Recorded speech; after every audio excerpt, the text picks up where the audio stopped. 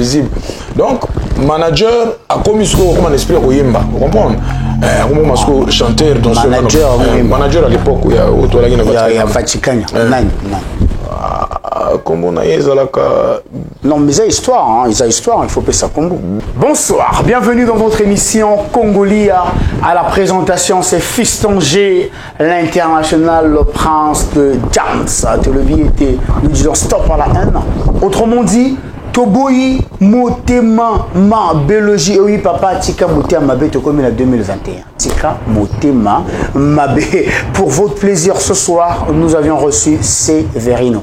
Severino, c'est un artiste musicien de Congo-Brazzaville, évoluant dans le groupe Extra Musique à Zangoul de Roga Roga. Pour le plaisir, il y a Batutu Balingaka, émission congolais. Pour le plaisir, à Batutu Balingaka, Fiston G, l'international, sans oublier Bavre Chéri. Alors, oui, quand mon Zamba Varial, ce qu'on après, Fongo Labisso, interview tous les cas, let go now.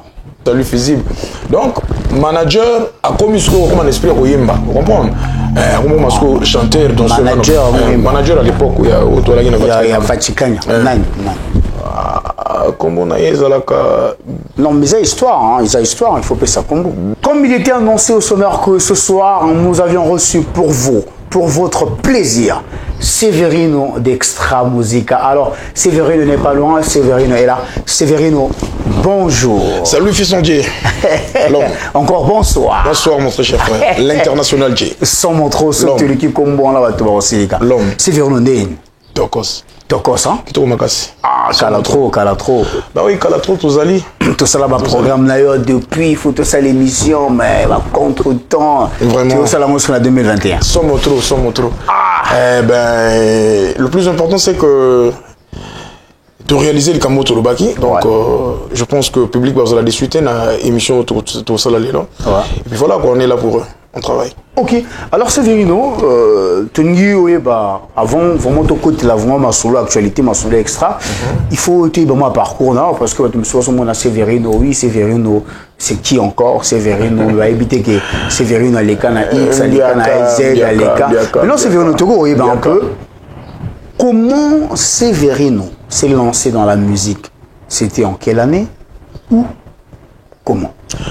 Ben, en fait, je me suis lancé dans la musique. J'étais très jeune déjà à l'époque. Oui, c'était en quelle année précisément? Oh, l'année, je n'ai plus la date, je n'ai plus l'année dans ma tête. Mais seulement, j'ai commencé ma musique très jeune. Oui. Déjà à l'époque... la musique professionnelle? Je parle bien de la musique professionnelle. Oui, bon, professionnelle, je l'ai commencé en 98. 98, oui, 98.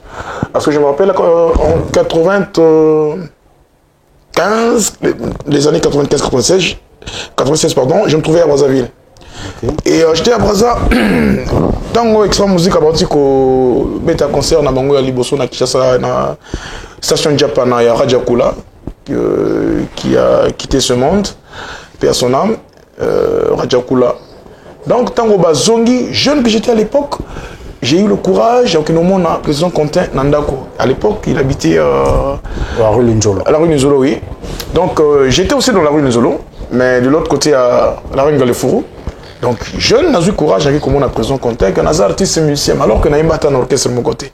Et seulement j'avais un ami qu'on a vécu ensemble en Caï, qui s'appelait Aimé Dola, très bon chanteur. Il faisait la voix ténor à l'époque. Alors, il y a un orchestre, mon grand frère Nanga Saint-Pietro. Orchestre Nabango Izalaki Natragaja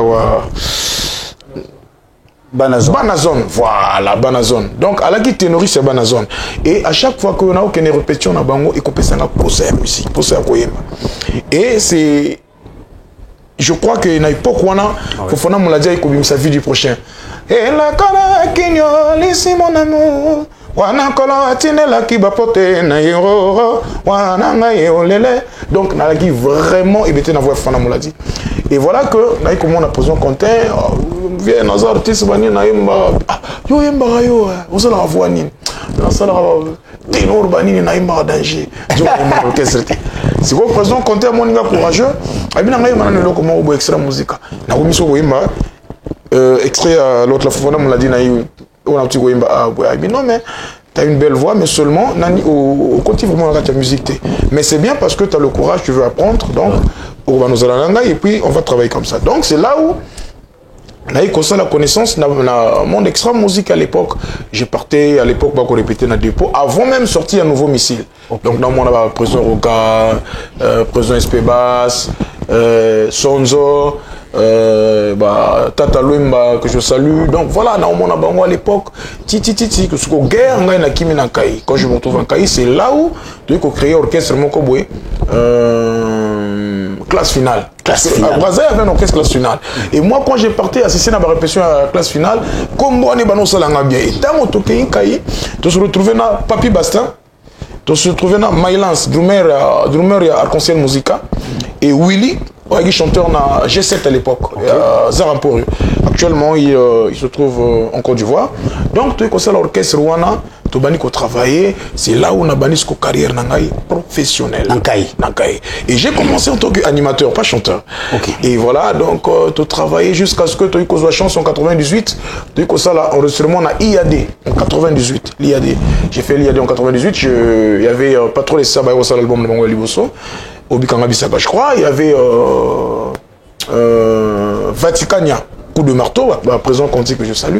Et après, de se retrouver dans Dolisie, après les événements 98, de se retrouver dans Dolisie. Bon, Dolisie n'a pas mon orchestre, passage, Point Noir. C'est à Point Noir que j'ai joué avec Panama Fukilao. Okay. Panama Fukilao, j'ai joué avec un comédien qui n'est plus de ce monde aussi. Matalana, pas Matalana, oui. Et Aguina Mbota Carlos. Et Jimmy Basso, n'a Paris actuellement, na Extra Musique Internationale, il y a Cousin Quentin. Voilà donc, tout ça, les connaissances, on a travaillé, on a créé un groupe Nangaï Moko, Nambota Carlos, et Kimbatsa Donatien Arafat, il y a l'orchestre, il y a répété dans moi, l'icône, Nambota Carlos, Nabarosan Yao, Ngaï Nassé, l'orchestre, on avait toujours répété, donc moi, je suis affronté Zalaki. Et après, bon, on a continué l'orchestre, on a travaillé dans Cisco Lungania, que je salue, le gendarme de la paix, Naïsiko Brazzaville, on a zongi Cisco Brazza, c'est là où ma solo est Kobanda. Donc, tu as une orchestre, on a Freddy Masaki. C'est même moi qui ai emmené Freddy à Brazzaville à l'époque. Parce que, en fait, tu as une orchestre à Point Noir. L'orchestre, on a fallu, tu as basé à Brazzaville. Et Freddy, c'est vrai qu'il avait des parents à Brazzaville, mais Freddy a dit trop, il y a Brazzaté. Donc, on a passé courage. Quand moi j'ai des parents à Brazzaville, tu vas à Chebiso, et puis voilà. Je suis arrivé avec mon frère, tu vas à faire une année, à la rue des Zolo 80. Et tu es à président Ibel. Ibel, na orchestre, na yena bossani à Johnson, oui, à Johnson. Le but à Johnson, na yé intégré orchestre mon na Mongali. Ça c'est en quelle année? J'ai franchement, la bête na orchestre mon top musique, top soubi quoi là, top musique, top mo na Mongali. Et c'est là où j'ai même connu mon cher cadet Nzete Osama. On a travaillé dans Bango et après, bon, développer ma solo, Vaticania, Vaticania, na kuti président Conti, président Guy Roger, président Ido Farel, voilà, on a travaillé dans Bango un mois après, orchestre Eko Kabwana, ce qu'on a ça la Vaticania Fondation. Ah, ok. Oui, Vaticania Fondation. Donc, il y a un orchestre, au côté Vaticania, au sein un mois. Un mois après, tu as là-bas, c'est Sexy Bogar. Tu as Kabwani, tu as ça, la Vaticania Fondation, président Conti, grand frère Nanga Stewart, ou Aleki, président Conti, Stewart, très bon chanteur, maintenant, il y a Souvia Imbaraté, manager Serpent, et puis Severino. Donc, tu as Freddy, tu as l'orchestre. Et après, on a intégré au Z international. Tu as fait à peu près combien d'années? J'ai fait pratiquement une année. Une année avec les présents Conti. Oui, présents Conti. Mais tant on a mon avis que il y a zone na esprit mon robot au management au sala album album ba iko sala na simana ngata on a longwe guerre ba na parce que si na ina banze mon akata na d'ailleurs il y a même na ba vocal nga ba petit msuba imba wana ba etanga visible la bomana imu Tanzambie mutuna njambe je salue visible donc manager a commis ce comme un esprit ko yemba vous comprenez comme chanteur manager à l'époque il y a autola qui na Vaticania comme on a ezalaka non mais c'est histoire il faut pas ça comme Bernabé tout cas donc Bernabé tout cas tu as un manager moi na Congo comme Bernabé tout cas donc Bernabé tout cas alaki manager na Vaticania après a commis danseur Ah, oui, danseur. Danseur, so moni ba clip à Jérenga. Abina rapena on a danseur Bernabé Touka. Parce que Bernabé Touka tant que ça présent Conti a commis ce qu'on esprit. Et comment se connaître musicien Olé à ça la cop na l'autre là a commis ce qu'on musicien. Na bi président Conti président Bernabé Touka lui raison nango vraiment mabé. Ah ça quelle voix. Na ebiti azo na banze munaye azo la voix na ebo ndenge bango balobaka vulgairement que soki deuxième voix mais ngana ebiti on a trois voix na musique on a soprano alto ténor comprendre net kana za polyvalent yango ba benga multicolore parce que naza polyvalent na musique donc naza na capacité au la soprano alto ténor voilà donc Bernabé Touka mokene mo mabe fa na longwa na ngai visionnaire mon action musique jo azona esprit moi bien te fa na boxe di solo na boxe di solo ce qu'on a Z1 international mais na écoute ce qu'on vient na ngai Durel Wemba tata na kati Durel Wemba quand Ojongi Z1 qui t'avait reçu Z1 c'est Durel Wemba qui m'a reçu dans l'orchestre j'ai eu à faire mon test au Z1 international déjà j'ai même sauté tant on a na kena pe la test na extra musique international. Si on comprend l'histoire, au fait, moto abani qu'on cadre un chant, c'est Quentin Mouyasko. Ça, il faudra qu'on se le dise. Ok. Il faut être reconnaissant dans la vie. Vu on a qu'on cadre un chant, Quentin Mouyasko que je salue en passant. En tout cas, je le salue. Azwinga tout petit, tout jeune, abani qu'on cadre un. Et puis j'ai aussi eu la chance de travailler avec un grand chanteur qui n'a peut-être pas eu la chance de travailler dans le monde de la musique. Voyez Zouboulangou, papa Lejo, oncle et petit frère Nangaï injecteur, aux années na extra musical. Ok. Animateur en Abisso, un très bon chanteur. Mais bon, vu la chance peut-être Yacobi Maté, mais sinon, n'a aussi une école et on a vraiment. Voilà donc, après Z1 international. Non, tout ce qu'on a dans Z1 international. Oui, dans Z1 international, va recevoir yo, au sali test. Et puis, il va valider test. Si, il va valider test. Au Kotisco mouvement. Na Koti mouvement. Ce que ils ont les gandés. Non, qui te remarque si déjà, tu sais, quand tu as le talent, bah mamsou zanango yako bon manatin, si on a le talent na yo, ata bat bazo tiaka, ata bat bazo yinayo, mais je pense que ça on musala na yo bien. Musala kam te ko bimisa on a mis sur bateau. Vous comprenez? Quand musala te bimisa on a mis sur bateau. Nous sali combien d'années Z1? Ah, Z1 a sali pratiquement 2 ou 3 ans je crois. 2 ou 3 ans. Toké Guinée en 2002, Toké Kinshasa Kobet en Afrique avec GPY, Vienanga Yombo Germain Beethoven que je salue. Manager Amoni nous a réuni dans la beaucoup à structure Fanda à bureau, so y pas na epeno côté na bureau ya Malili Bosololi. Donc la producteur Amonene, maison de production moi nous avons beaucoup Ibrox. Comprends nous so y pena ba yambi on a bureau, vendi bien au Sololi normal. Donc comment donc tant on sur la Z. C'est quoi le temps Z1 tu travailles tu comme ça l'album putain. Donc après check-les. Bah il y a le deuxième album où Ngasko Naimba. Naimba Banzembo Belé na kati na leader ya chant. Soko ça somo a capella. Eh Manzembo moko ya Durel Wemba ya ki mama tala ndenge na koli na pasinga na bosana ngo na ba David Le Saint na ba Levinson Varey Sous-Sol Pacheli Prestige Jules Kao et puis États-Unis pa na kati Z1 to yamba na Z1 a travaillé na biso to travailler sous na Gelor Muchwa à l'époque la danseur et pas na biso et là comme chanteur félicitations à Gelor azo sala before na zo bunda azo yemba voilà donc to travailler na bango baninga tout wana ba vient na Blaise Olivetti Mbiaka que je salue Wabawa voilà to bosser na bango et après c'est quoi le grand prêtre Zebira. Non mais ce qu'on dit c'est là que Z1.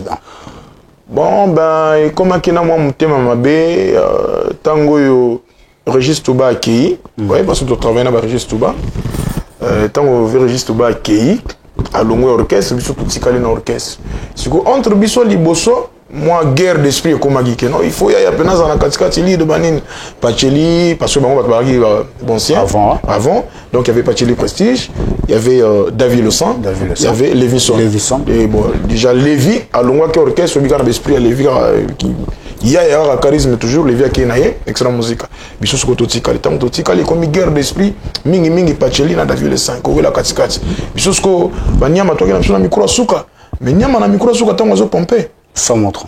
Comment? Yo mozo comprendre que non, mouyembi wana zoyemba. Parce que mokilezo réclame mais mouyembi azawana ti. Comme il tient à niveau au sein de l'émission Z1 international de Durel Wemba et Sévérino.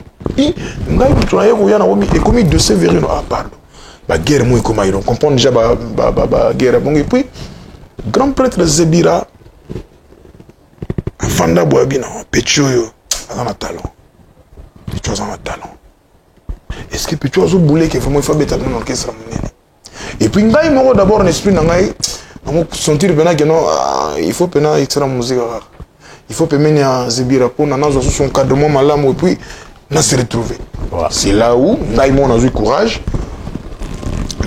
tout en étant chez Quentin Mouyasko. Non, chez Durel Lemba, oui, à l'époque. Ok. On a eu courage, on a eu président Roga, tout seul, on a président, on a eu président dans le mouvement. Zebirabi, ah, c'est Verino, on a eu quand même. On a bien. Puis on a dit, bon, souvent, on dit que. Oui, kaka. C'est que tango, les solos bétamine à Z1 que c'est Verino, qui est une excellente musique à Roga. Bagaille, quand on a dit alors, il y avait des traites à l'époque. Étant dans Extra Musica, Zongoul, a collaboré na ba collègue na IAZ international parce que ba tout ba attaquer ensemble bien que ba kabwana ki wakeke boy ba fournir ces informations que c'est Verino Mouya Extra. Solo li kutuna grand prêtre Zebira zo ya mouvement banini ah kuna sko ba téléméli ngai. Ba téléméli ngai ba sanctionner ngai. Le choix était clair et puis moi besprit moi comment que so betindou le bovidin nous les boy aux moi qui ngani likolo podium quand ba les ça va grand prêtre quoi zo tu na bata mutu kana yi ayi noti na palais et abimsa la reçu vous comprenez grand prêtre nani grand prêtre ça dit que ça grand prêtre ah ouais monsieur en fait c'est l'histoire c'est Verino histoire ba masquer quand ngote atayo masquer yana ninga mabete c'est grand prêtre yuyu mobangia lo bana que mba liboso est un extra aimba ba pesa ba la razo belé là autour de 500 000 dans la fin répétition Roga Zoya tient la voiture, Agna a déposé sur un plateau, quelque chose comme ça. Lui croyait dans sa tête que Roga devait prendre cet argent. À Tigala aux dollars, on a été, à Kitissé dans le plateau, après il a taxi, il a dit à Djemina l'arbre. Lui croyait que Banaba Boto la mais Bazoa l'arnaï. Je croyais que Banaba Tika l'arnaï, mais Bazoa l'arnaï. Mais Nan Misko a Zouag l'arnaï. C'est l'histoire. Non, c'est Verino. Batetou Bazaba. Salut, Durel Wemba, Tata. Ah, donc Tata Moutatia, on a niéré à pas côté les jetons. T'es à bout de la jeton. Mais le pas vérité. Non, c'est pas les solo. C'est que Tata. Non, c'est Verino. Depuis qu'on a démetté, un petit Tata. Non, on a démetté. Il y a un palais. Wana a sauvé Nangoyo. Maintenant, sur le temps, il y a un Kambougnon, sur le Betty Rep. Au mieux, oui, bien, tout ça, tu vas jeter. Bon, viens à Durel Wemba. Ça dit que surtout, il y a un palais. Parfois, mon vieux. Moi, système, petit, mais ça dans la rosue, on a. Tout a toujours parti. Si. Ok. Kaboli na katikati. Azuma partenaire parce qu'il partenaire parce que ça l'a bien été. Ok. Vous comprenez d'abord. Ma vena so parti. Ce que vient du parti, ce que pour ça le bien. Salaire c'est quoi ça l'a quitté. Et puis nous les bêta mara chaque fois té. Bon on va payer 1 mois 2 mois pour bêta nous l'été. Parce que tant on besoin chance à bêta moi nous les moi ndamwe mon ani. Il faut ça s'organiser. Il faut mission ça propre. Mais ce qui dit que les baninga pourquoi tu vas faire partie. Non mais c'est à toi l'artiste de penser faire un petit geste dans ma collègue nayo ou bien peut-être un règlement que non, il y avait pas de règlement dans Z1 et le ban absolu que ce beau petit concert aux huilards, il faut ça là oui.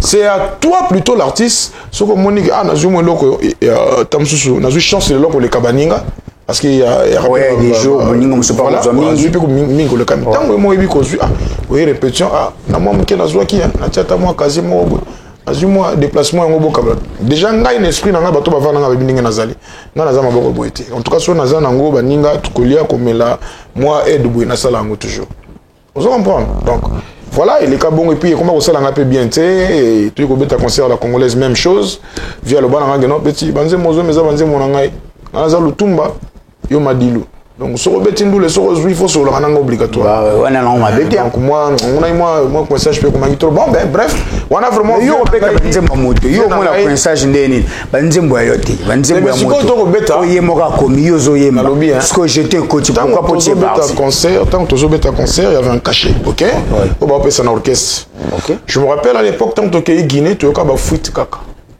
Guinée fout avec 5 millions. OK. Ce qu'on a eu ça au score du solo. Ouais, c'est foutu 5 millions.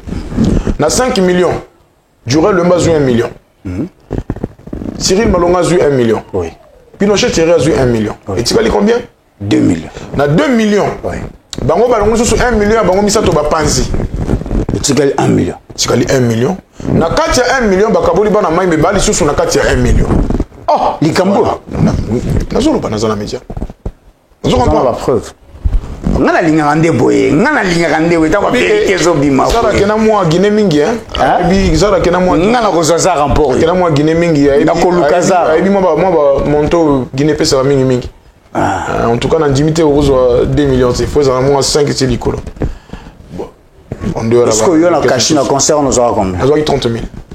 Oh Dieu m'entend pas là je te dis vrai. Oh je te jure 30 000 3 10 000 à la tête de mon fils.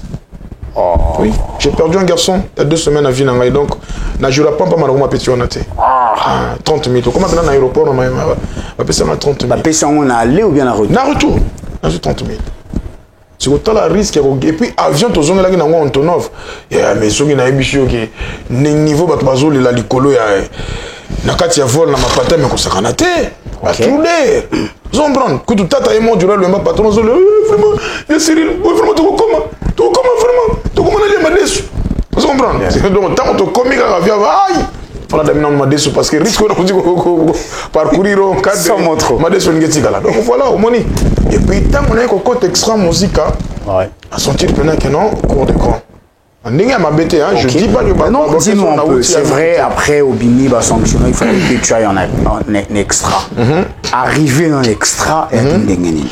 Non, on a eu le call artiste surtout, on a eu que la test à l'époque, bah on répétait na rue Chombicho, en face et pas au président Tonga qui Demitri côté Mamatika, il n'est pas Demitri mais pas président Tonga qu'on a eu. Donc alors qu'on foutait à l'époque en face Wana. C'est là où j'ai passé mon test. Et c'était accepté de tout le monde parce que d'ailleurs, Batinemga en confrontation à Juventus de Turin que je salue. Mon adjoint chef d'orchestre, chef Juvon, voilà, donc Toyembi, Bakasoul, tout, Bato Banzimingaï, na Koti orchestre, et tant qu'on a Koti orchestre, on va otaki maki, la préparation et album La Main Noire. On va se séparer, na groupe où il y a ça là, Tapis Rouge, Universal Zangoul, et à présent Oxy, voilà. Donc bango baki ko sala biso sko tanga na ye na ko kuta bande ko musu balaki na cha groupe na iko sala album La Main Noire to yembi La Main Noire moi j'ai chanté. Tu as chanté dedans? Oui, j'ai chanté aussi Mickey la capella. La Main Noire seulement na qui chante ça vocal mais na sali ba cœur tout ya La Main Noire. L'amour na baby nga na komizo bana katia l'amour kisini ninazo na sauver bolingo no mugamba bakeur wana tuna sala naimba soki na embeli mboka na ngai mboko yo Congo mondele ya tika mboka na ye aye ko coloniser est-ce qu'il faut biso tolanda ye tobunga mbok Racine 3 je crois. Voilà naimba na Racine 3 donc album tout ya La Main Noire naimba to ko yemba na sala moi leya mokie kaka na nzembo ya Vierman yanga na lingi yo yepela motema nani ozwi na senge pa ya nzambe nza koma abeni sabol banganga nzamba mokili oyo wana ngai mnasala leila na lendo soyez unis pour l'éternité wana na La Main Noire après quand on a période autour ça La Main Noire tu risques ça là terre sacrée acte 1 auto yemba Sambela limisa sala tubela salama salampa moyiwayo c'est là où il faut intervenir vocal na pena liboso auprès du président Roga au pena ki mokile yo kanga etikala pe exercice tilelo et l'on va jamais et l'on rappelle jamais etikala tilelo pourtant we beta marayo mo yebi yo mo témoin beta mo vocal tant we beta marayo en tout cas bato ba nisingo makasi yo ka Severino ndinga tikela bango merveille ya kitoko makasi bongo puis ça faut la décennie hein décennie pena donc yo kana kaka te me bete un peu vocal ngo salama salampo moyiwayo bazalama la montina kolobaloba ezali mabe sina mosala yo kolonga comment on a même ces autres. Merci Severino. Severino. Là, et après, passons. Attends Severino, s'il te plaît. Je me saluer d'abord quelqu'un avant de continuer dans cadre. Parce que quand on a soutenir, il faut être reconnaissant à leur égard et ça l'ira bien. Donc, je salue le PDG Michel Mbungu le billet était vrai patron, X tape à toi, PDG, surtout qui comme bon là au Silica, sans oublier le PDG Chris Itoa. Le système Mikolo te changé, c'est vrai, tu vois que le Mingité. Ah oui. Donc net c'est une émission on voit quand on dirait 5 ou 6 parce personnes. Parce que au moins il va tout ça tant aux bois kabango, bah sola kama B. Ah bon? On voit qui monte, on a parlé beaucoup moins 50 000, moins 10 000 de déplacement. Non, fiston G, aux internationaux, aux Congo, aux images chroniques, un beaucoup boye.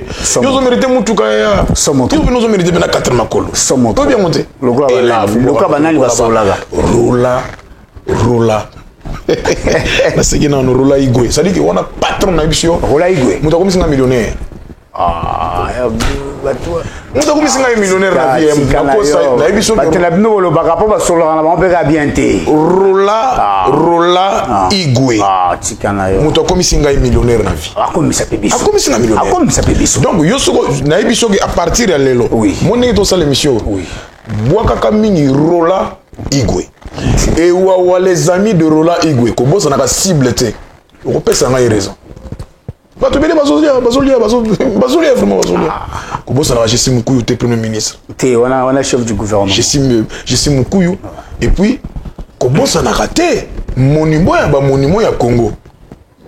Le président de la jeunesse congolaise. Gildas. Sans trop. Voilà, donc après extra musique on a le moins la raison peut-être le belango parce que batumi batu nanga mais pona nino longo extra musique na website no ngole lo aboni. Oui, il faut le vendre. Tant longo extra musique. Longo extra musique. C'est vrai que malembet. Ozo kimbango bango point. Ozo kina trop bango bango. Na zambango ta poser ya kosala. Ozo kina ozo kima. Obeti la main noire. Plein vidé. Donc, Sikoyo, après terre sacrée. Terre sacrée. Sikoyo, et là on a remarqué, et là on a constaté qu'à l'époque, pardon, l'extra musical seulement, ma sola mbongo qui bien été. Ma sola mbongo qui bien été. Ok. Parce que, naze un couteau, aux 8 ans, moi 30 000 il y a concert. Oui. Aux 8 mois 50 000 mois, oui. Sikoyo, l'extra musical, on comprend que la pièce 5 000 à déplacement. Vous dites que les boys 5 000. Ok. Vous comprenez? Vous dites que nous avons un extra musique. À l'époque, vous dites que nous avons 5 000 à déplacement. Pour un petit concert. C'est que, vous ça là, terre sacrée, vous avez 10 000. Vous avez la clip, vous avez 10 000. C'est que, quand vous avez 10 000, vous avez parlé, il faut pour damer. Il faut damer, il faut foutre il faut parler à bateau. Et puis à l'époque, donc déjà, moi, femme, Palestine. Moi, vous comprenez? Parce que moi, il faut aller. Il faut damer. Il faut répéter moi que tu as bien moins beau. Quand on a karaoké, tu as un karaoké parce que à l'époque, on a un diplomate dans la interprétation. Où tu peux un karaoké, on se retrouve dans 10 000. On se retrouve dans 200 000. Tout le monde va bien pour Kabilo 500 000. C'est la musique. C'est que nous avons tous les Kawana. Le président Roga, il était au courant de rien. J'ai des preuves. Sur la émission, j'ai des preuves quand je dis que le président Roga était au courant de rien. Qui est le trésorier? Bon, le trésorier à l'époque, je ne sais pas, mais seulement nous avons, on avait chef d'orchestre Sonzo à l'époque, chef d'orchestre Sonzo, Bisso Batouvuta même hier, oui, chez le président Roga, et puis Makatalai, comment les autres qui m'en aillent, il y a Doumé, via Doumé, Makatalai. Ramatoulaye. Oui. Ah, il y en a Ramatoulaye. Il y a un trésorier. Tu es chargé de discipline. Chargé de discipline. Parce que Masola là rigole dans les. Sonzo dans nos foutabiso. Sonzo montant foutabiso. Sonzo montant sonore digital. Sonzo. Non, sonore digital. Donc ça dit Sonzo montant foutabiso. Ce que mimi so ba fouti faut sentir que gilet est au sagrati. Donc il y a une sonore digital moto abanda ko katabno là. Attends comment tu n'as pas Sonzo. Il y a l'histoire. Il y a une histoire. Histoire va changer à Kangote. Sévérino. On ça l'émission na Sévérino. Histoire va changer à Kangote. On ça l'émission na grand prêtre Sévérino moyemi mboko yo. O moni na mbia Monsieur Sebimi. Tiens, na âge na ngana moyema inge. Non, tout le monde m'a été. Ce qui mais tout le monde m'a duré le bien que non. Tata a Bozula na concert Bokoti à tête à Tchonanire lui petit faut tu parti parce que banze mozanga c'est un cadre histoire si quoi te y ah ouais comme les cambogono il faut le bon mais il y a une histoire il change en ndé Sonzo donc Sonzo a eu vraiment un esprit de gilet au Saranate donc mutabana ko kata bino bala on dit que sonore digital te ngana lobi Sonzo yo mto lobi kombo wana ngana yibi nga mamuna yite mais ba yibi Sonzo te Sonzo peut-être ndenge bino boko benga ni ba yibi Sonzo est-ce que les femmes ba yibi broncard boy ya broncard moyindo bombo na lobi est-ce que ce motabimi no orchestre na bino est-ce que c'est Sévérino so motabimi no orchestre na bino et mo sala ko tanga so comme nete. Non, d'ailleurs déjà ngani toi on a problème té. Mais voilà, mais si sonore digital. Non, ngani na chef sonore toi on a problème té. Il a un chef sonore. OK, bon. Il chef Nabiso à l'époque. Voilà. Mais ce qu'on a sur le Sonzo. Sonzo Nenai. Sonzo. C'est-à-dire que Sonzo a qui muto gilet au Saranate. Vous comprenez? Ouais. Sonzo pena gilet au Saranate. Donc ce qu'on au moins une fois, ça dit que dans le mouvement, dans un orchestre, dans le banzonzi, au longoli ponani, au longoli ndingi. Dans le longoli n'a pas raison, ils sont que mon bien te sont. Est-ce que tu étais parti voir? Non, mais est-ce que tu étais parti voir Roga pour dire à Roga que non, vieux, parce que non, je comprends non. Bon, d'abord moi on appelle na moto, hein, na maramusu super na moto, mon araki, na auto na auto basé, na beta, moi banzonzi na écoute ça mouvement menene pas ça là na bunaka ngamo kaka mais allez na voilà qui n'est pas ça là qu'on on a grand prêtre oui mais tu pouvais le voir pour lui parler bon vraiment les solos péagi trop ma capacité à l'époque na parce que obi que avion na ba to charisme au Saranate OK donc na esprit sur afandi boy vous avez na courage au lobane que non chef esprit d'abord déjà y a lobaka na mté vous imaginez mta lobaka mingi té boy a répétition boy yeka makamba boulot. Même si les lois sont bonnes, ça va mambo boulot. Mais les solos, maintenant, au solo, mingi bon bateau nature n'a été. Donc avoir ce courage, il y a que nous mon chef espère mon conseil le chef talali kamboubé. Vous comprenez ici quand Azali. Pareil au boss Roga. Donc c'était un peu ça. Et na ke nanga ba monanga ba karaoké na bimi orchestre. Mais est-ce que quand tu étais sorti Roga t'avait appelé si, il y a bien présent, ça va bien. Lukim te coûte même, dans le coûte même la présence, mais peut-être c'est nini kaka. Yo lingi comme mon nom karaoké vraiment, on a bon chanteur, pour nini boy, tala on a dit. Abika prise, na mika na mzela nanga. Est-ce que la vérité prise na bimi parce qu'on a allé. Après moi boy na expliquer, je crois une fois toi qui na prise na quelque part, je crois bien. Na prise comme après ça ba comportement boy babi, mais ça la bongo. Mouvement ça la bongo. Aux ans nouveau. Vendre un mouvement un jour et qu'on fout un jour en tout cas côté on a présent donc elle a vraiment la discipline voilà tout ce que Sonore faisait elle a la discipline non mais on parle ça fait partie de l'histoire dans le bien qu'on a un problème dans mutouté mais oui on parle pas de problème ici on parle de l'histoire c'est dans le bana parce que oyebi guerre les ana minito yo guerre papa yo yebi mambozo kana terrain oyebi ngana zara hypocrite était OK ngana hypocrite ngana joue jamais na hypocrisie yango moni que ngana zolinga trop ko sala ba démission te parce que na soko attaquer ngai soko attaquer nga Sévérine ouais malobeza na bouche ça na te bon a vous attaquer mutate a to betaka histoire mais seulement Sévérine c'est qui les cas qui na quel sika la jonga qui bolika mais c'est réseau ça là que na longwa à l'époque na mouvement donc voilà donc on accueil na continue ba karaoké na ngai j'ai fait pratiquement 5 ans diplomate c'est là où na ikokuta na producteur na nga à l'époque Médard ba commencé ya Daré mon colonel voilà donc on a coûté un avion nangai à Zwingai j'ai fait l'album d'ailleurs la salle nani moi et puis mon kala mais yo kana vraiment té na avion nangambo gabonais papa Gentika il est l'OMS non mais il y avait pas de promo il y avait que 200 CD à l'époque na moi 10 affiches à ça là pour na weddinga parce que c'était un monsieur en fait qui m'appréciait beaucoup qui était beaucoup attiré par ma voix donc il a voulu m'aider selon par rapport à ma moyenne à une épée profane à la production mais seulement il avait à faire quelque chose oyo et pesaking makasi na colonel Médard à ce pelanangai pour na abimsa album ya respect donc à travers épée wana aiko se pelana nangai à contacter ngai est-ce que tu ko sala et le comment boiter si je suis capable de faire un album et à tininga chez Dem Record qui à l'époque n'a eu pris à studio n'a une facture performante tout seulement surtout on a enregistré à Brazzaville nous sommes allés en France en 2009 avec ce monsieur tout ça la mixage na studio Alexandre Dumas et studio Meko studio Kosenko na Alexandre Dumas na Brice Malonga à intervenir dans l'album et puis travailler na Coco donc tant on a zongi to bandi moi ba concert to bandi moi promo il ko créer ba problème na vieux na katia famille na parce que déjà comment moi contradiction vient va faire na mais pourquoi je soutenir voilà quelqu'un qui n'est pas de ta famille ou même na poto moi c'est ba concert beaucoup de mutuka boy quand même problème et vieux peu comme Magui na katia monde la musique trop il a voulu juste essayer et à quoi porter moi aide na les cœurs mon que nous avons un talent et talent ko faboité et créer ba problème bon à se retirer kenaye et c'est là que j'ai traîné pratiquement pendant plusieurs années. J'ai traîné. Et comment on appelle âge n'engezo kende, makamopé barriel tembo n'engezo tembo là parce que on s'est lancé dans la carrière solo dans c'est pas facile. C'est pas du tout facile. Ouais.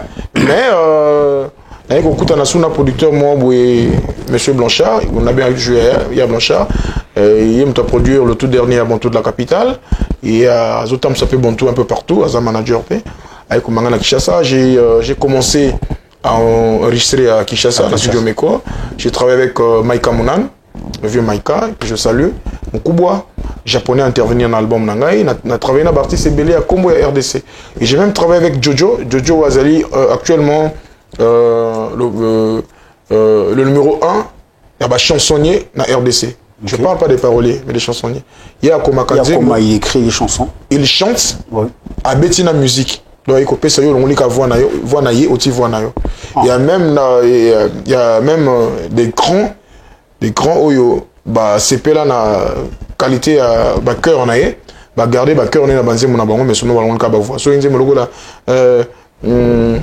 salon zonga na kodaye soki zongi te koyoka sama milelo gomo pao ada kutu moto ya beta kangonga ya katoliko moto azo yemba wana nde mokolo nzembo Jojo. Ah, Mota comment un leader est Jojo? Jojo. Okay. Donc travailler na Jojo, il y a même dans un moment tout le monde a naé faire un album naé.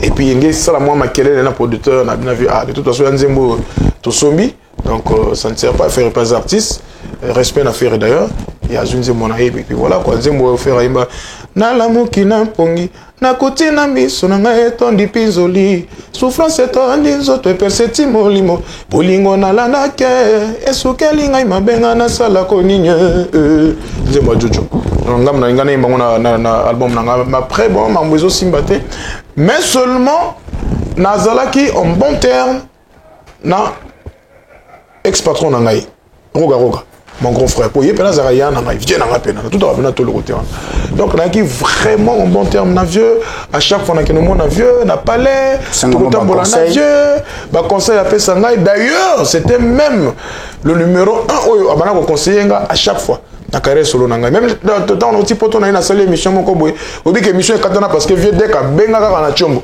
abana ko lobati émission ici là il m'a encouragé ba to ba soutenir ngai en tout cas vieux vraiment atianga na katia nzoto atianga na katia motema et ngai peut vraiment vieux on a pour na ye donc na mela pena menga vous comprenez donc ba guerre mso na zobo ya parce que mais bino bozala bongo tu es bino artiste le logo le ba ko mela menga pour na roga après le logo on a vu on a faux kutukuta salanga boye na mona passe mais na tu ko loba yo ngos parce qu'on a beto li solo o ngana te wana ya kala poto to asko mo kota ni solo o ngana longwati na zongi extra musique o solo ka émission Severino na fingi roga non a manqué respect na leader moko ya Congo a manqué respect na orchestre mo kingani te moi je suis très poli je suis quelqu'un n'a eu quand même moi chance mo qui hein que ne moi chic. Okay. Donc, éducation, ça quand même monté. Donc, après phase, on a tout l'équipe. Oui, voilà. Tu as décidé de revenir. Voilà. Tant qu'on a vanni na Monica. Au boulot carrière.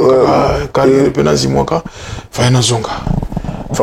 Donc, on a même comment on a présent que Vena Soulana pour ça. Il n'y a pas tout de ça. Le monde a Monica. Raison que va te niveau na te petit na vana. Tous à pile petit na pile viena. Oui, à te. Ah, je n'ai pas ko papa benga ngai que petit chef d'orchestre bani de Moussoula. Boloste. Je crois pas Boloste. Ah, Boloste. Mais tiens, mais comment Nicolo Bino tout artiste en beaucoup Bolos. Il n'est pas à Bolos. Ah bon? Il est pas à Bolos à Gaillard. Du coup, pas de bien mon grand Bolos. Pourquoi? Il n'est pas artiste à moi. À Bolos, on est en son. Ok. Artiste à moi. Il est moi le bis. Bartiste à Congo, Baza Bolos. Mais il y a traité Bino. Il Il n'y a pas à bolos. Ah, donc il y a comment menuisier? Comment politicien? T'es à bolos. Sauf à artiste, c'est à bolos. Viens à bolos de Duko pas de mi-amour. Allez, même si on va chroniquer, on va voir. Viens à nous taper ça comme Séverino de mi-amour. De Duko pas. Tu peux t'accorder concert moi dans la Congolaise. Viens à bolos. Oui, viens à bolos. Tu peux t'accorder concert moi dans la Congolaise à l'époque à Z1. On a hier aussi qu'on extra musique asika. Ok. Autant moi y a un concert, on a un bichot qui impact via cela dans l'andoule, on a aussi raté. On a boto l'andoule. Autant on a boto l'andoule. Durer le Mabi Séverino. Un mouvement boété. Habité à vieux, mais il faut quand même viager comme attaquer. Obinga nali parmi les chanteurs au banda esprit à question-réponse na Katiamboko. Ouais. Mais à Kinshasa c'est Eboalotin, tant qu'on a testé dans la maison, mais on a fait question-réponse. Au tourné par exemple, fiston Dieu, comme Banaya, Nani, Bissanga, Bazoyoka, Monaye, Yodongsi. Comme on a fiston Dieu, international, on a banda d'esprit, on a l'époque dans cette internationale. Ok. Tant qu'on a yé, tango attaqué du coup parce que autant aux yé ma vocal, oyé ma dengue yé maman a dit, c'est pas d'improvisation. C'est moi qui ai commencé à improviser dans l'orchestre, jeune que j'étais à l'époque. Bateau bana histoire ba yebi o nazo. Donc, na taka vient à un niveau où on a vu que vient de nous, pena venir bien. Il y a pas petit, mais il y a pas de ça dit à partir de bolos attaquer. C'est-à-dire que non, à l'époque bolos à l'époque il me doyait du copain, on devait soit comme bolos. C'est quand on a mis comme bolos. Vieux pena ça dit que Dieu maintenant mystique. À partir d'aujourd'hui, il faut que nous ayons Séverino de mi-amour. Donc, vieux Doudou Kopa, je pense que de mi-amour. Nous avons de mi-amour et pas franco-gromètre. En tout cas, respect, vient dans Doudou Kopa, sabre teke, di bolongo, kololo pango, le vieux bolos. Bolos à Gaillard, vieux Azapna bolos à Gaillard. Donc, voilà. Et après, la monita. Mon grand prêtre, c'est bien, on a fait un président qui a fait un mouvement. Séverino. Il y a un mouvement. Il y a un déjà l'esprit de karaoké, il y a un ce qui est mon habité prise. Tokoli, à l'époque, non, moi, on a vraiment Tokoli, tu comprends qu'il faut tout ça le chemin, il faut carrière parce que l'objet est évité. Donc, dans mon thème, mon bon, ok. Qui nous commande un chef d'orchestre, à l'époque, chef d'orchestre, qui commande un chef d'orchestre. Ah, mais c'est vieux, ça a déjà un mouvement. Surtout, il y a une répétition dans le siège à Oyoyi. Et voilà, Zidane fait père son âme, Zizou Aïe, donc, tu bandit, tu dis que ça là. Nous avons Libala et Rémi Ayos, mon colonel que je salue. Les Ménazizou, après Toké Point Noir, Nabaninga, Tuzongi, Tine, Tosali Patati Patata, et Banama, Basalichon, Bango Bakei. Ce qu'on s'est vu autant au Zongi Mouvement, au Zongi Extra Musica, c'était en quelle année déjà? 2018? C'est en 2018. 2018, hein? 2018, je crois. Oui. 2018 au Zongi Extra Musica. Où est-ce que Extra n'a quel état d'esprit? Parce qu'il y avait des bons comme des frères Kassoul, l'autre frère, il y a Dido, attaque Pendjaki Makassi. Ce que yo pour la voix maman ils la vraiment ndengwana. Ce que tant Makassi. Mais attaque Makassi tes défenses tout la Juventus, défense des Zaki Makassi mingi. Oh attaque la qui attaque ça la qui. Tes défense Zaki Makassi. Défense Pendjaki Makassi. Attaque Makassi extrêmement haut aussi quoi. Pourquoi nous avons mis voilà non bah chanteur bazalaki bah chanteur bazalaki m'attaque qui vraiment ma capacité faut tout le vérité c'est pas parce que bandeko balongo bakei que non comme à critiquer bango non parmi d'entre eux il y avait c'est vrai qu'il y avait des bons chanteurs là pour défendre orchestre mais tellement que baki mokié donc moyen bah mon en a vraiment et a quitté. Je crois que Congolais tous les témoins et qu'il y a une certaine époque où Extra Musica et ben nous y a générique. En tout cas Nzembo et bien m'a souhaité. Ce qui rumba pena rien. Rumba sauf ce qui présente regarder moi ça dit rumba na yembi par exemple, c'est là où tu vas tirer kana Nzembo Extra Musica. Ah bon? D'ailleurs mais album 242. Il y a qui album et musicien. Nzembo nyo yebi na kacha album na yipsanga. Rumba o pena Nzembo pena beta na nganda. N'est-ce les lozo canon et ça physique théo et ça net technique so qui raoula linga kadjate les anemo kanozambe mokolo mariage ba piolono e beta ki nesengo elle Séverino non extra musica en mo hotel je suis mukuyo on prend moi donc on na mi tout ka penezo beta ok pena qui pose on yo leo yanga na ige moto akota teo mae baleke iyo leo sikoki siko mutu mwazo imba na jali fleur d'amour ya bolingo yo ne jardineo Romeo andimako kufa mokolo moko na Juliette ngana nzemele na melodi ya wendo aya oreri tala chanter à niveau c'est comme mususu wazo melo canapé ya diamant mususu afana te kaka yo mei giza umorwa Simeon Kaba Mohamed Albirabidou ozoka thématique ozoka niveau mélodie ozoka micro na mona été yelo mona azana ponton ana ponton akena situation mambo ya matanga siko chanter mususu wazo mela Patrick Nanou Eugène Saint-Terebo makamoto epela kana motema Mokozi moi gangi Severino pour que c'est les jalliers on comprend donc ça veut dire que bah chanteur ne bangwana bah Juventus de Turin chef Juventus on nous a bien que nous dans boka parfait mangala président moko histoire na mona bango e bana o takala jamais ba kokoka bola bango ah pas faux ba mélodie donc attaque ndé o chef d'orchestre Moscow Fiston beaucoup oh wapizando bateka kabot no sadiki yepe na fo na ndinga Al Pacino wapizando yo bateka kabolingo na somelo yango abibalea matata nyonso eleka tobwaka ngo na se atlantique roka kindu armele bubulama chef d'orchestre faut ba mélodie c'est quoi parce que mutu mo so imba na se ya dobe mo kolona mo kolezala kana likamona yango oya bango tangwe kokai patience na bolingo futaka Doberman siko au monde vena ba chanter bango siko à l'époque ba chanter bazuma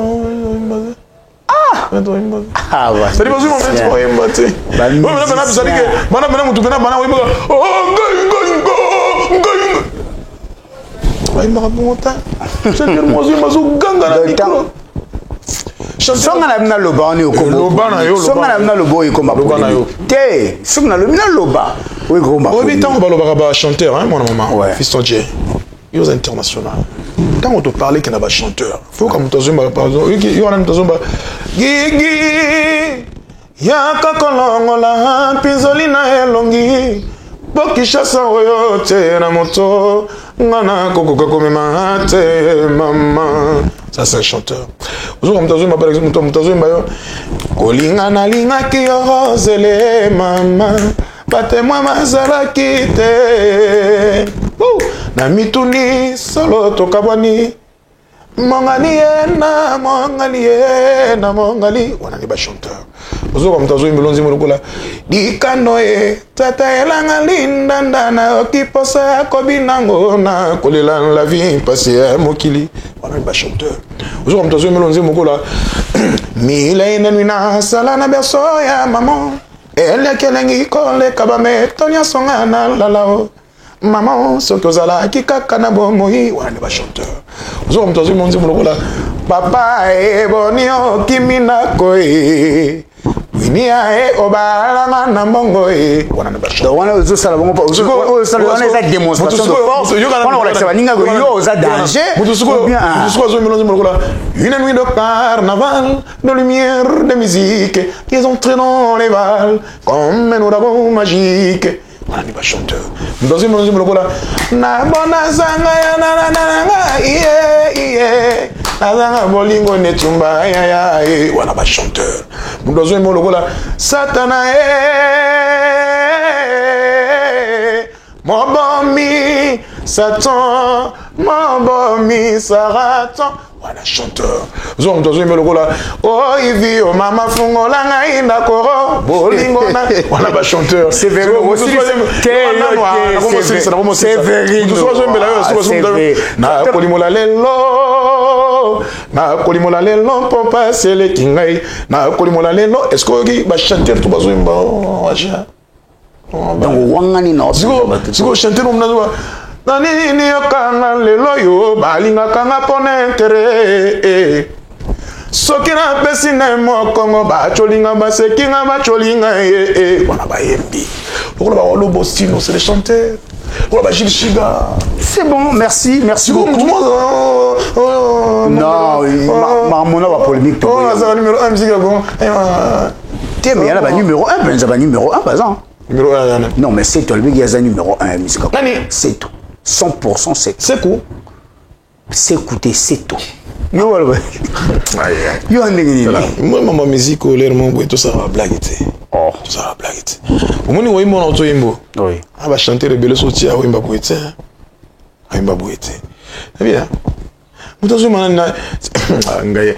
Yo soka muto imba na ka album na demi-ton. Ah, on a. Muto bana bana muzine yo na demi-ton. T'es on a bien noté. Fidèles téléspectateurs, nous vous rappelons que ici nous sommes bel et bien. Azali numéro 1, il y a ba faux chanteur de Congo. Il y a ba demi-ton ya Congo. Non. C'est ngam na lobby, c'est vrai. Yo muto lobby. So qui tembo ti biso boy to vandi boya vandi bonga na vandi bosko to yemba. Non, mais maintenant on a dit c'est vrai. Est-ce que dans cet état d'esprit là on va faire évoluer la musique du Congo? Oyo bino wanga na raba ninga ou za faux chanteur, za boy. Il faudra qu'on se le dise, monde de la musique, ingratitude est commune à niveau moko parfois il commence à la suivre batmususu ba peut-être ba pédale mais c'est vous les artistes ba bénéficier parce que bo baleki liboso bazotambola na image ya mabe. Oui. Je pense que moi Sévérino je peux encourager un monsieur comme Sekou. Sekou. Sekou. C'est tout. 100% c'est. Sekou on a 100%. Tala, faut tous la reconnaître son avis. Ngai, je parle de moi Sévérino. Quand j'ai quitté Extra Musica dans tous les d'habitude solo à Aboué, je n'ai jamais manqué de respect à aucun leader en Boko. Ezala Roga, prison Roga, Ezala prison Quentin, Ezala prison Conti, Ezala prison Oxygène, Ezala prison Kevin, Ezala Doudou Kopa, prison Doudou, Ezala. Non, pourquoi là jamais manqué mon respect? Parce qu'on a dit que Nzela wa neza passe. Oh bango basali mingi basali en moté. Faudrait qu'on se le dise. Je comprends papa. Mais tu connais yo mutu moko boye. Wakin orchestre na baninga. Olongwe. Okoyi intégrer orchestre ya moninga na yo. Drummer ko basala orchestre na yo côté orchestre ba bengisi yo. Au traîner pendant des années. Au commune sima ya Roga tous les jours. Nga moko témoin. Totambola na yena président Roga. O Roga ali na restaurant o biso to kolia. Azo dépanner biso tous les jours autant mona ya pesu mo ntiako ko kolia. Et lamba azo pesa même yona li papa akabela même na ma papa. Azo futela yo ndako zo la pongina mwasi na yona bana na yona ndako na yo. Roga azo futela ndako. Asali à ce que orchestre na yo ezonga. Asali à ce que ozonga na actualité.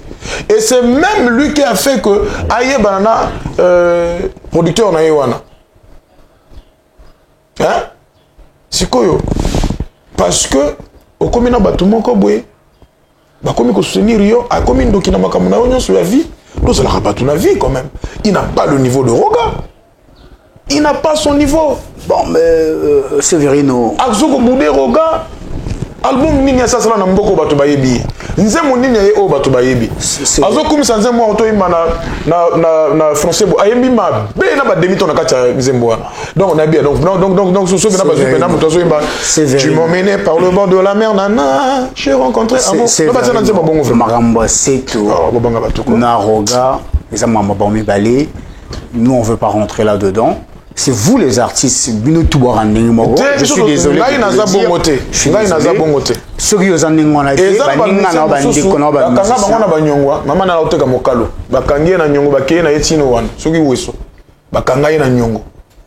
donc comprendre vie au yazalaki nango. Ceux qui bakanga yo mwana na nyongo. Wana quelle marque ya vie? Nan quelle musique? Michel Moroboy. Quelle musique? Bakanga na nyongo. Siko ntango ayaka Brazzaville na Mayanzi. Je comprends, là, Brazzaville, Mayanzi, à côté extra musique. Tant à côté extra musique, à commis qu'aux moins 10 francs. À Sali Studio, à Bani Studio, na na matos mususu sur le président Roga. Na katia studio na e, o ba président qu'on reste la zoli ambongo. À l'ongor, qu'est-ce que l'on a ma bête? Que l'on a normal. Ce qui me moni que ah, et zo simbate. Bon l'ongo bo sala nzela na bino, ça ma bête. En tout cas pour n'angeza ma bête. Je le dis clairement pour n'angai que l'on a ma bête. Mais seulement tant aux olongwa, il ngo lobate que moto bovandi na ye, o bovandi des années et des années. O ya commission o yo komi a commis diable, a commis na masege na mukila na sima. Ah non, ma bête o mukile komi kaka ye.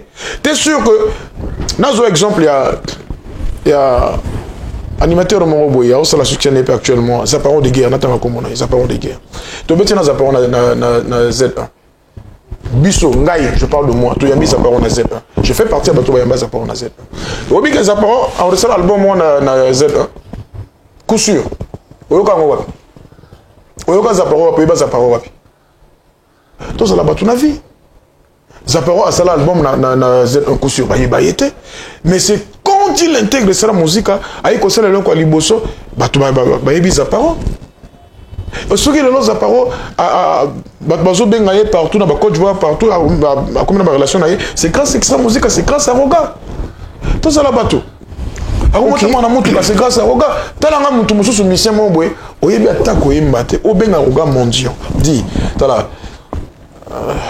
tout ça l'émission Hermo tant on va comment merci toi on peut ça autant on va on va tuer mususu ko to yiba mbongo chez Roga nana yiba mbongo on a parlé après nani on se comprend. Ah, c'est après ça le belé à moitié. Oyo mo le parce que la vérité ça ou bien nazo ebisa yo vérité. Nani ayiba mbongo. Yana mutu moko ko tuboye. A defara presse lelo.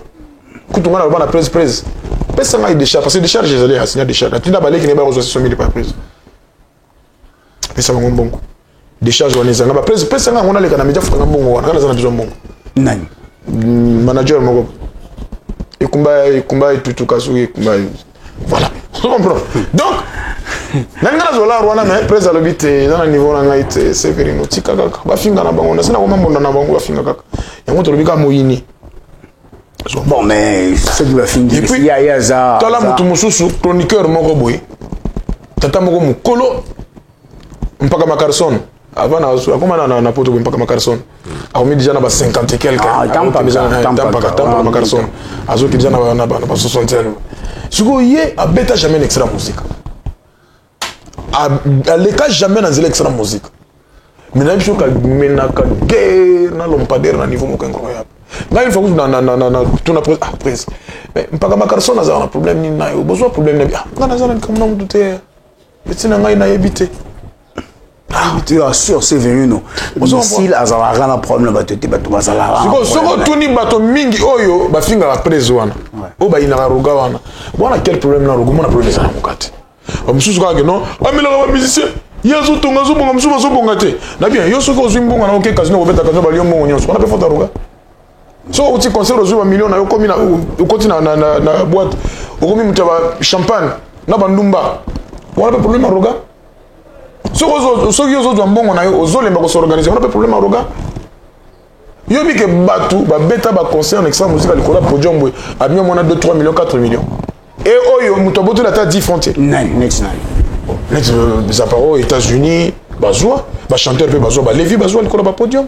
Et puis na ba mbongo msusu boy, ba ke pe na presse du solo mo boy. Ya kutu concert était presse pas libéré pe mutu boy. Et bâton. Baloba yango yo somo na ngala na media ke no président Roga pesanga président Roga sala ngako tango balai na kati extra musique tala baza bandeko na biso to la so na bango télé robo solo est-ce que télé robo solo ngai to ko solo la té pourquoi vous êtes des frères mais est-ce que ceux qui vous kabouani nandoule kabouani peut vraiment dans ceux qui to kabouani nandoule yo siko lingi côté ya kwanga nange kufa nazala bien na olimo konzanga kufa nazala bien na yo pour moi, la minute, c'est extra musique. Si on a zolu apanga, si on a zolu la tabo, si on a zolu babo, c'est grâce à Roga, c'est grâce à Speba, c'est grâce à extra musique. Le loso qui monte le rôle à Rona Igua, zo ben angai. Si on a un problème, na ben Rola Igua, na bin mo konzinga na situation boy, c'est very normal. C'est grâce à extra musique. So qui j'estime beaucoup, na ben j'estime beaucoup boy. Na minute azana mikilia, j'estime beaucoup. Azo suivre l'émission. Le premier ministre, je salue. So qu'on a ben ka j'estime beaucoup boy. Il faut ngiri rappeler. C'est grâce à extra musique. Le loso qui général David Aboua, grand prêtre. Hein? Guy Tolomère de Blois, Papa Solution, Osiris Akobo, c'est grâce à la musique. Merci beaucoup, Severino. Pour moi, c'était un plaisir. Je tenais juste à rappeler à nos téléspectateurs sur mon cadre qui toque un cadre magnifique que tu as bel et bien na ludi esthétique, ludi esthétique, na cadre Kanaru Muzombo.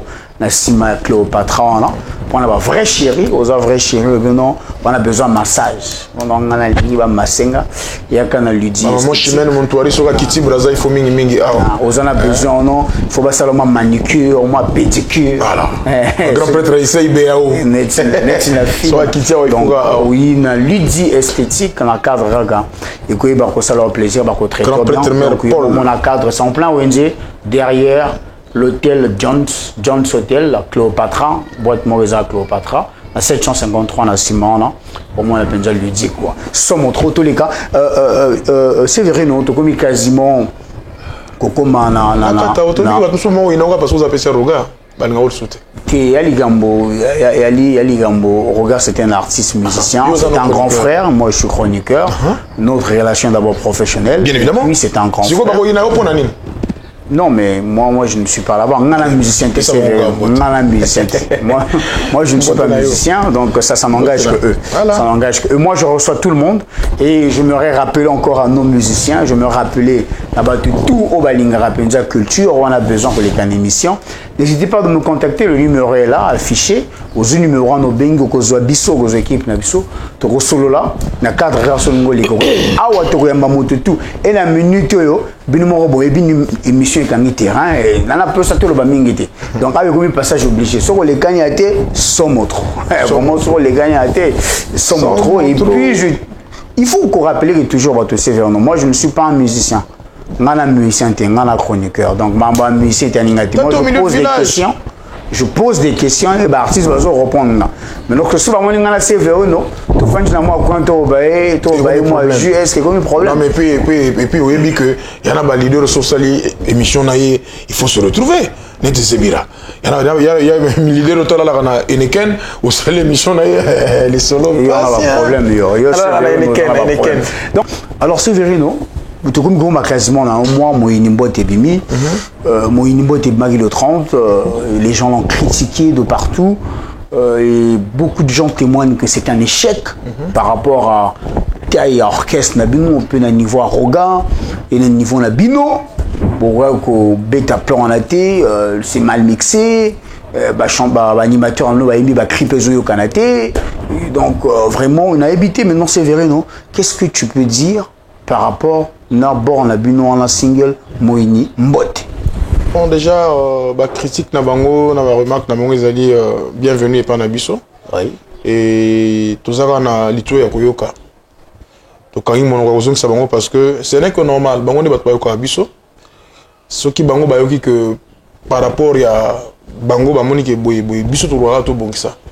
Pour tout ça, la plaisir na Bango. Mais bon, Bamsou Bazo critiquer quand on a monté à Mabé, pour ça, il dénigrer l'orchestre, pour déstabiliser Extreme Music Canal leader na Roga et toujours comprendre Bango mais seulement boye que ezana bato oyo baye sika Extreme Music Canal babétate abeta Extreme Music ate donc baye ko apporter touche na Bango alors lokola ye eloko sika na mato ya bato mingi nan ba message nango te bazo mona ngo peut-être selon Bango mais tant on va comprendre ba ko mesana ba comprendre qu'ils en ont normal et ba comprendre déjà ce que je soliste lokola Bondo Mania.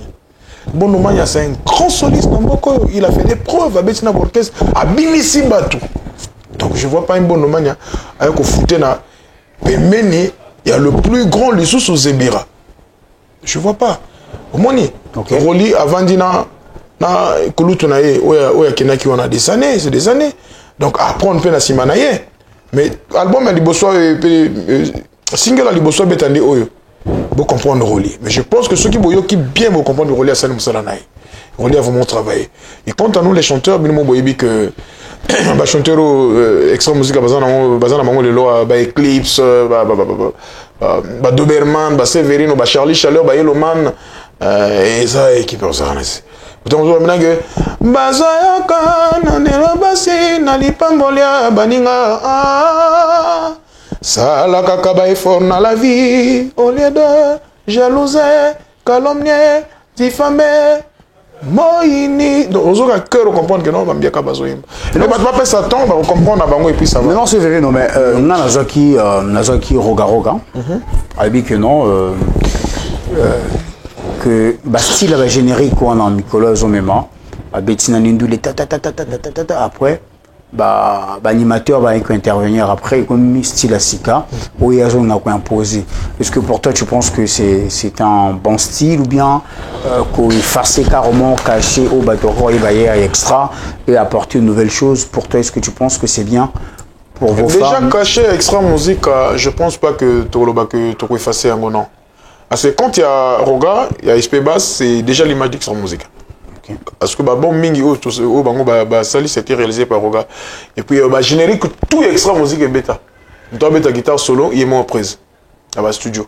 Après comme ça aller kinaye. Vous comprenez? Il est bêta générique parce qu'on a moni même parce que nous baleki non patati patatanga mon bêta qui ngo ceux qui vont balonga la générique bêta qui guitare na patati patati. Ngate moi na kati studio. On n'a pas dit moi j'étais là dans le studio. Ah bon? Donc c'est Roga lui-même. Il est mort Roga petit générique. La patati patata. Makatala il y a petit batterie. Oui. Bon normalement il y a bêta même mi solo et bon il y a petit accompagnement. Kaka bêti mbonda. Vous comprenez? Sonzo a bêta guitare. C'est moi qui te dis Sonzo a bêta guitare. Mais l'album est autant les gars là. Tu as bêta qui peut guitare. Donc mais à quel moment, moi je comprends pas. Président Bobo. Président Bobo, la ville de Botswana. À quel moment Skoyo, sonore digital, a rebêté la guitare? Sonzo a la rebêté accompagnement. Sonzo a la rebêté accompagnement dans l'album. Aïe rebêté solo na banzembo ya kati. Na 242 a bêté banzembo ya kati solo. Pas de générique. Générique, moi quand Sonzo a bêté un extra musique. Générique tout président Roga Mutao beta. Solis à liboso aiko beta générique l'extra musique à ce Bondo Mania. Oh Roga a joué guitare à PC à le Bondo Mania beta. C'est Bondo Mania qui a joué. Sonzo a beta naïe. A beta banzembo ya kati solonete banzembo ba levi wana oui tous les cas Sonzo a beti banzembo ya awindawe. Sonzo a beti banzembo ya batobele na ya nani moteki dendon. On va voter quand Dendon a ça, oui. Ils sont joués bêtis. Vous comprenez? Mais générique, à ce cas-là, jamais compétent. Mais tu as générique, il y a caca. Bon, le mani. Joua! Alors. Ok, merci beaucoup.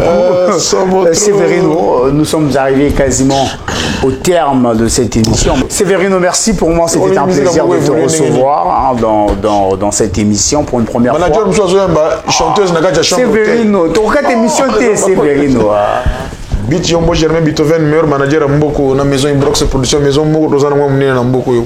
Sur le côté na bureau. Fidèles téléspectateurs, vous comprenez, c'est vrai, nous avons résolu, je ne comprends pas. Ok, mais moi pour cette émission, tous on a mis aux yeux. Merci beaucoup. Nous avons résolu sous, on a aussi ça mal. Parce que on a eu 4 émissions. Les photos 4 parce que la télé, c'est le temps, la cadre. Fidèles téléspectateurs, nous sommes arrivés au terme de notre émission. Si cette émission était une véritable réussite, parce qu'il y avait une grande équipe derrière la caméra, notamment Willy Katembo, Nzamba Bahayal, Nabo Saint-Églis Changele, le caméraman du sous-marin, Willy Katembo, Nabo Saint-Épété, Raël Bissombolo, Xtapatois, sans oublier la grande équipe. Il y a aussi notre petit qui est là, qui assiste aussi aux assistants caméraman. Mani, mon petit Mani Gaïbo, le petit est là. Nicolo Bourmon est fort, petit derrière la caméra. Xtapatois, petit frère propre. Surtout qui comme moi, Silica. Sans oublier le groupe BTB, le billet était Bissognon sur tout le bateau. Mon capitaine Oxpig, le runner. Yossandres, la fille la plus pélasse, le Binzeta Citronnelle, sans oublier Whitney Kali, Bongo. Le Teddy Loboa webmaster Xtapatois Séverino Europe simplement salam tout mon cas qui ça la bien. Ah mais on a fait Simbote d'abord na Yemé le boss Roga na fait Simbote na grand prêtre Bondo Mania bande konanga tout excellent musique chef d'orchestre Fiston l'adjoint chef d'orchestre na bosanité chef national discipline Sorel Kimelsung ba danseuse surtout on a salué la grande loge mutuelle nangai la grande loge bande konangai na bosanité Aïssa Ibiao, na bosanité mon général David Lacroix, na bosanité Osiris Akobo, na bosanité Gans, na bosanité Jessie Mukuyu, le premier ministre, na bosanité cible, et wawa les amis de Rola Igwe. Faut voir Mimi Rola Igwe. Okolia, boka bato na yo wana bakopesa yo kaka ba 50 000 ale na pesi mbote yo comme c'est un millionnaire na vie Rola Igwe mais na silisi na okabola mawa parce que c'est vrai que to sali émission na Esengo d'abord na bato ba suivre biso ceux qui vont moni na tenir ba propos mususu et vexé bino bolimisa na saka moto na ko pe perdre mais mala moto bomba et pas ces ans en mtema passer tout ko perdre ndeko qui effectivement oui qui notre frère animateur depuis Pointe-Noire qui est décédé Atokofana Point Noir, Esté Lumumba, Esté Lumumba, Esté Nanti, vraiment. Na bengi prison content, na tuni absinga ndekonawaki, ça n'a pas si makasi. Est-ce qu'il était toujours chez Quentin Mouyasko? Non, il n'était plus avec le président Quentin, mais il était toujours dans le monde de la musique. Ok. Et dernièrement, j'ai vu, je sais pas si c'était un maxi single, il a eu à réaliser un maxi single, même dans les réseaux sociaux. Donc même là, il peut en opération, moi il le connaît en dossier là. Toi, même là, projet au sein de la fit mon bonaye, toi il m'a mais dommage, Dieu a décidé autrement. Adjunksi mon limonaye, donc ils ont vraiment passé. Et tout se soutenir kaka, se soutenir tout l'ingana mingi bolingweza là. Moni baguerre to sala baguerre na cadre ya mosala c'est normal. Mais soit comme il y a vie privée, ko finga, ko manquer respect na mokolo c'est pas propre. Guerre ya musique polémique ya musique est normal. Mais soit comme finga moto, comme on na vie privée à moto. Les assous qui côté. Donc merci beaucoup. Merci à toi Bissondier, l'international. Ba konika la bonde faut ba za na mboko. Baba Macarson il a bien été et puis photo sur le producteur bien le quoi là Yomo Germain Beethoven le quoi maison Ibrox production et si vous voyez pena bien na bureau climatisé solo kitoko c'est pour un ici yo producteur en zone poussé et puis merci beaucoup merci là je salue en passant mon ami propre mon frère Armel Loko Xta Patois na bossagno telelo na 4 heures sur qui comme moi en bateau David Onze Malembe yo ba mabango no ko lio we ko ka ngoni émission na ngai ngana li kaze asa na besema pour toi kaze vous me ngana li oh kaze ça sikoyo sans oublier la bossanité salon le coiffeur bilingue Fistonge salon le coiffeur on a venu de la Tchimé la cadre gaka avec grâce Pascal Ngobo la patronne à Xta Patois la bossanité Pierre Vieux et à Willy Katembo le biais était Litoy Kozar Zarko, Xta Patois, sans oublier mon frère propre depuis Pointe-Noire, Nabossanioté, IB du commerce, le président IB du commerce depuis Pointe-Noire, Xta Patois, Nabossanioté staff nanga tout Afrique du Sud. Côté Boza, Xta staff nanga Canada, staff nanga États-Unis, Nabossanioté, sans oublier mon grand propre, Chance le Gourou Prod. Xta Patois, Boza tellement ébélé. Un empire vient d'Abisso, Serge Ambeto. Il y a Serge Ambeto, Xta Patois aussi. Xta pendant la tout va Fistonge, Xta pendant la vraie chérie, Xta pendant la binou comme Bozali. Mais tu as au Cabana son qui a remercié Batopé à fond et à 4 locaux. La pierre vient d'en été parmi les forts. Lui, c'est un fort. Serge Tachini, Xta Patois, sans oublier. Dans le biais de Jessie Moukouy, le ministre d'État. Xta Patois, et on a la Bossanité, le président Judas Ambendengue sur les coups. Le biais était le coup. Xta Patois. Garcia Mbemba. Bongo, Maman Jus d'Orange, mon sponsor officiel, à 3 fois filtré. Carino Kombi, celui qui combo la Batobako Silika. Xta Patois. Bongo Papa Nabiso, Papa Moutima Malam, Papa Bana, Papa Nganon Zotote. Celui qui combo en Batobako Silika. Papa Nabiso, Jean-Dominique Okemba, Moran Zambé et Monsieur Seli. Oui, Malobi et Monsieur Seli. Oui, Nabiso, photo pour ton ami Mingina. Monsieur Sili, oui, et Monsieur Sili, c'est comme moi, Moran Zambé, Monsieur Sili. Sans trop. Oh, meilleure émission de l'année. Salut Fusible. Donc, manager a commis ce qu'on a esprit au Yemba. Vous comprenez? Un chanteur dans ce manager à l'époque, il y a Vatican. kombo na ye ezalaka non mais ça histoire, hein, il faut payer ça combo.